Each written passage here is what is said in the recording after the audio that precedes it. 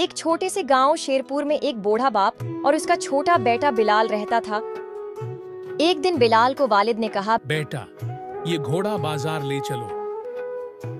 बिलाल ने घोड़े पर सवार होकर सफर शुरू किया। रास्ते में लोग बोले, नौजवान खुद बैठा है, बाप को पैदल चला रहा है। बिलाल शर्मिंदा होकर नीचे उतरा, बाप को बैठा दिया।